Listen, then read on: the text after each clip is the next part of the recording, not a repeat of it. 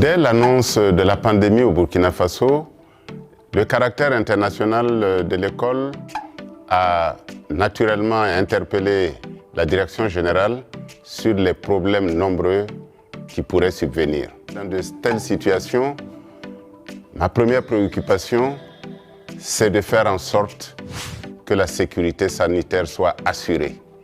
Le cœur du métier de l'école, qui est la formation, a été réorganisé de manière à ce que les activités académiques et de recherche ne s'interrompent pas. La formation en ligne a été donc adoptée. Ensuite, sur le plan administratif, l'apport du personnel demeurait toujours essentiel. Le personnel a donc été mis en télétravail dans un premier temps. Ensuite, par roulement, sur le plan sanitaire, on a procédé au confinement des étudiants en les isolant de l'extérieur et en faisant en sorte qu'à l'intérieur du site, ils aient le minimum de confort. Enfin, nous avons tenu à faire comprendre aux parents, aux autres parties prenantes de l'école, que nous avons pris des dispositions pour garantir cette sécurité sanitaire et pour garantir la continuation des activités. Par rapport aux mesures prises par 2IE, elles ont été bien accueillies par nos camarades.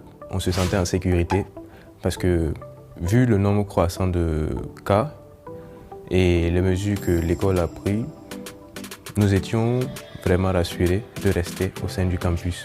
C'était une situation extraordinaire, c'était sans précédent, donc nous n'étions pas habitués à être enfermés. Voilà. Être éloigné de sa famille, de ses proches, n'était pas facile à gérer pour tout le monde. Et bon, grâce aux réseaux sociaux, on avait le lien, mais quand même, quoi qu'on dise, ça n'a pas été facile.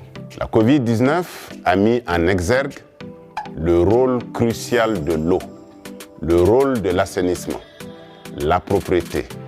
L'assainissement, que ce soit le corps humain ou bien les installations, ont mis en avant, en absence d'eau, le gel hydroalcoolique qui permet effectivement de lutter contre la Covid.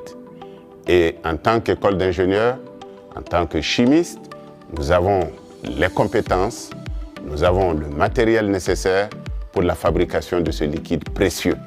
Et cette solution hydroalcoolique est naturellement un des produits faciles à produire au niveau de notre établissement. Les visières et les pièces de rechange de respirateurs, naturellement, sont à notre portée parce que nous disposons de l'élément capital que sont les imprimantes que nous avons et qui autorise la confection de ces pièces de rechange.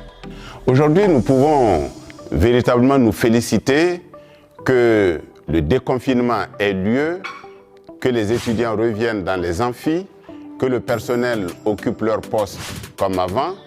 Nous sommes également fiers et heureux de savoir que durant cette période jusqu'à date, le Covid n'a pas pu prospérer au sein du campus et au niveau du personnel.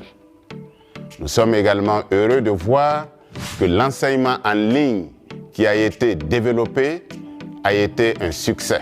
Nous pensions travailler sous pression, voilà, mais avec cette crise qu'il y a eu, nous avons appris à nous dépasser, malgré l'adversité, à donner le meilleur de nous-mêmes et ça nous a poussé à vraiment nous adapter. On peut dire que c'est un mal pour un bien.